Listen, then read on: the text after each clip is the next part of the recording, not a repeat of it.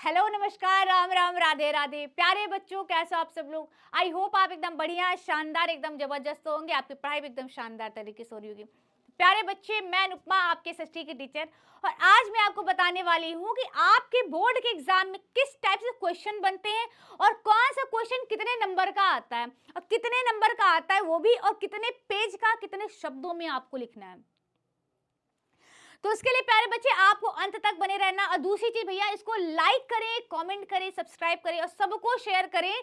यानी जिसको नहीं भी पता होगा आपके दोस्तों को, उनको भी इन सब के बारे में पता चल जाए कि भैया ये वाला क्वेश्चन इतने नंबर का आता है और किस टाइप का क्वेश्चन आता है। ठीक है, और जो सबसे इंपॉर्टेंट, बहुत बहुत ज्यादा पूछता है, मैं उसको भी लेके आई हूँ। बच्चे लाइक जरूर करेंगे और कमेंट भी करेंगे, सब्सक्राइब हमारे चैनल को आप जरूर से जरूर करें। तो बच्चे सबसे पहले आते हैं, स्टार्ट करते हैं कि जैसे आपको सभी को पता है कि बहुविकल्पी आते हैं। आपको पता है कि 20 नंबर का बहुविकल्पी आता है और हर क्वेश्चन एक एक नंबर का होता है। एक क्वेश्चन एक नंबर का है, अगर गलती से भी गलत हो गया तो भैया गच्चा खा जाओगे। ऐसे आपको एक OMR शीट मिलेंगी जो आपको हम करवा रहे हैं। कैसे? आपका जब एग्जाम होगा तो कहीं कोई गलती नहीं होने पाए, इसलिए मैं आपको बता दे रही हूँ। ऐसी शीट मिलेगी जिसमें 4 ऑप्शन में ऐसे से गोला गोला बना रहेगा, जिसको बोलते हैं OMR शीट। जब तक आप श्योर ना हो जाएं कि इसका उत्तर क्या है, तो आप ऐसे गोला नहीं रंगोगे बच्चा, ऐसे। ठीक है, अब आपने कहा भैया उत्तर इसका यही, वो अब लग रहा नहीं भाई ये तो उत्तर इसका था ही नहीं। आपने इसको काट दिया, अब आए गए भैया इसको आपने गोला रंग दिया, अब आप इसको गोला आप रंग दिए, बच्चा गच्चा खा जाएगा। एग्जामिनर ना तुझे इस पे नंबर देगा ना इस पे नंबर देगा, और अगर तुमने आधा ऐसे भी किया ना, ऐसे, इसमें भी तुझे एग्जामिनर नंबर नहीं देगा। जब तक आप श्योर ना हो जाए, एकदम एकदम श्योर हो जाए भैया यही इसका उत्तर है, तब आप माना गोला ऐसे पूरा का पूरा एकदम साफ साफ रंगना। अब इतना भी ना रंग देना, ऐसा भी ना कर देना कि पेज ही फट जाए। पेज आपको नहीं पढ़ना, बहुत सोच समझ के आपको करना है। और तो और OMR शीट को भरने के लिए, गोला रंगने के लिए आपकी दूसरी पेन आती है, वो आप करेंगे इस्तेमाल। ठीक है, तो ऐसे आपको नहीं करना, श्योर हो जाए तो एक गोला केवल भरना, मात्र एक गोला भरा, इसके अलावा तुम्हें छूना नहीं है। 20 नंबर का है, एक क्वेश्चन एक नंबर का। क्लियर हो गए? अब आता है आपके भैया वर्णात्मक वन आता है, जिसमें आपका 80 शब्दों में लिखना रहता है, जिसमें भैया आपके 4-4 क्वेश्चन रहते हैं। ठीक है, 4-4, जो कि आपके 16 मार्क्स के रहेंगे। ठीक है, मतलब आपको 4 क्वेश्चन करना है, 16 नंबर का रहेगा, और एक क्वेश्चन आपके कितने नंबर का रहेगा? 4 नंबर का है। 4 चौक 16 हो गया। यह हो गया आपका। अब कितने शब्दों में लिखना? 80 शब्दों में। लेकिन आप वहां पे ये नहीं करोगे कि एक गिनोगे, दो गिनोगे, तीन गिनो, शब्दों को नहीं गिनना है, अंदाजा लगाना कि भैया 80 शब्दों में हो गया, यानी कि आपका एक पेज का उत्तर बढ़िया तरीके से आपका लघु वाला हो गया। ये आता है आपका वर्णात्मक वन, यानी कि भैया इसी को बोलते हैं लघु उत्तरीय प्रश्न, जिसको बोलते हैं 80 शब्दों में। क्लियर? अब आता है आपका वर्णात्मक 2, जिसमें आपको 150 शब्दों में लिखना है।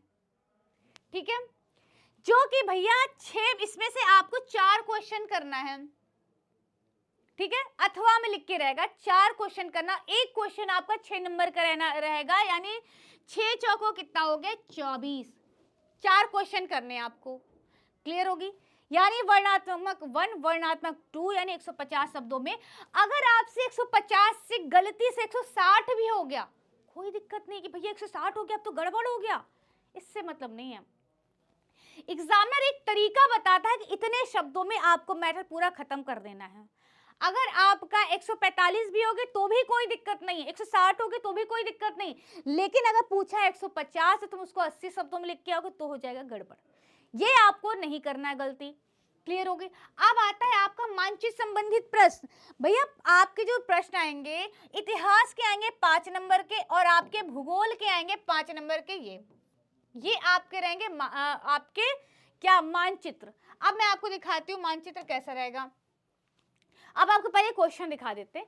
ये है आपका वर्णात्मक वन का, यानी 80 शब्दों में है। और सबसे इंपॉर्टेंट जो आपसे पूछता, हर बार पूछता भैया, बहुत बहुत बहुत ज्यादा इंपॉर्टेंट है, वो एक चैप्टर आपका पूना पैक्ट का, ये बहुत ज्यादा इंपॉर्टेंट है। एक ये आता है और एक आता है असहयोग आंदोलन। दो क्वेश्चन तो आप एकदम रट डालो कि इस चैप्टर से ये दो क्वेश्चन आपके हाथ से नहीं जाने वाले भैया। आपकी अनुपमा मैम जुबान दे रही कि ये दो क्वेश्चन बहुत बहुत बहुत ज्यादा इंपॉर्टेंट है, एग्जामिनर का एकदम पसंदीदा क्वेश्चन है, ठीक है। असहयोग आंदोलन में यही है कि गांधी जी कहते मुट्ठी भर अंग्रेज भारत में टिक कैसे गए। ये वाली लाइन जरूर छाप देना। किसमें लिखा है? अपनी पुस्तक हिंद स्वराज में। ये हो गया, या तो ये करे, फिर आता अथवा इसके बाद आता है चिपको आंदोलन। मतलब अगर आपको ये आता तो ये करे, नहीं तो ये करे। कुल मिला के आपको एक क्वेश्चन करना है, दोनों क्वेश्चन नहीं करना है, आपको एक क्वेश्चन करना। और आपको आता पूना पैक्ट, ये कर देना, फिर ये मत करना। और अगर आपको ये आता है, इसमें गड़बड़ा रहा है, मान लिया आपको सन नहीं याद आ रहा है, मत लिखना पूना पैक्ट, लिख देना चिपको आंदोलन के बारे में। बहुत बहुत बहुत ईजी है चिपको आंदोलन के बारे में, केवल और केवल अपने पेड़ पौधों के बारे में लिखना।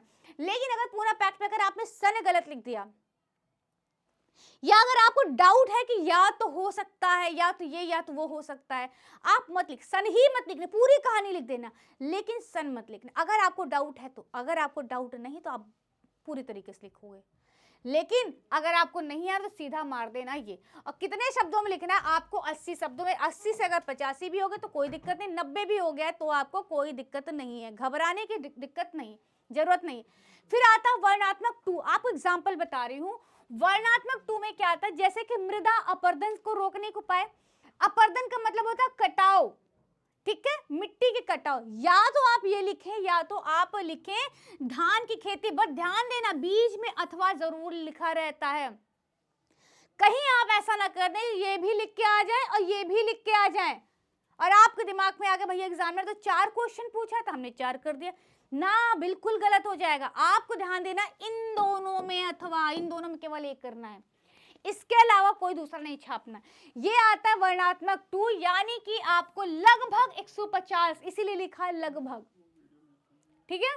ये आप समझ गए ना, बहुत अच्छी तरीके से मैंने आपको बताई है। कोई आपको एग्जाम टाइम नहीं बताएगा, इसलिए आपको अभी से बता दे रहे हैं। अब आता है आपका मानचित्र संबंधित प्रश्न। भैया मानचित्र में क्या होता है? ऐसे क्वेश्चन आते हैं और यही क्वेश्चन आपके एग्जाम में छप जाने वाले हैं कि वो स्थान बताएं जहां 1905 में कांग्रेस का अधिवेशन हुआ। ऐसे क्वेश्चन आने वाले हैं कि कांग्रेस का अधिवेशन कब हुआ, कुछ भी पूछ सकता है। तो ये आपके क्वेश्चन है, ठीक। तो 1 2 3 4 5 क्वेश्चन हो गए आपके इतिहास के, हो गए ना। अब आते हैं, ये है आपका 5 नंबर का क्वेश्चन रहता है। फिर आपका आता है मानचित्र। अब इसमें आता है आपके ज्योग्राफी का, यानी कि भूगोल के मानचित्र रहेंगे, यानी भूगोल का। ये भी गिने 1 2 3 4 5, भाई ये ले लो।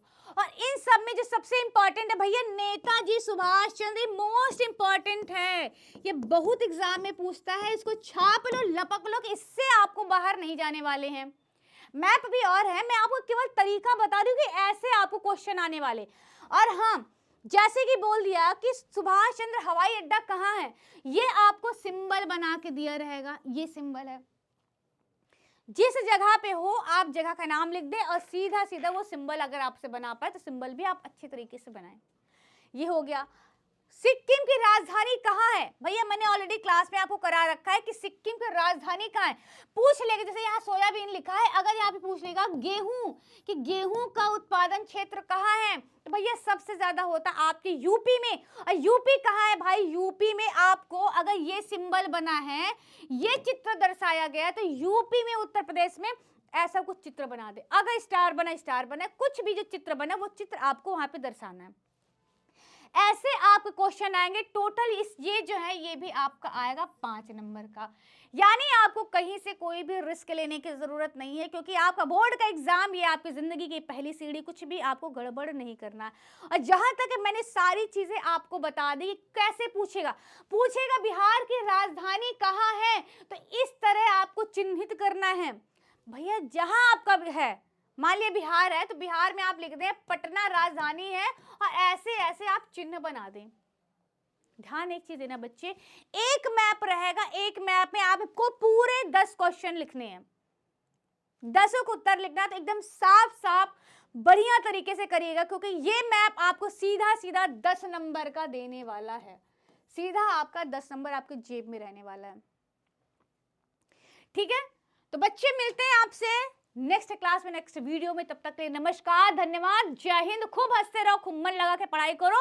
और जो लोग तुमसे कहते हैं कि तुमसे नहीं हो पाएगा, तुमसे बिल्कुल नहीं हो पाएगा, भैया उन्हीं को करके दिखाना है। तो भाई हमसे हो पाया, तुम कहते रहेगा, तुम्हारे बस की बात नहीं है, सबका मुंह बंद करा देना है। बच्चे ऑल द बेस्ट, खूब मन लगा के पढ़े, खूब मन लगा के पढ़ाए, एग्जाम में जाके सीधा झंडा गाड़ के आए बच्चे। All the best.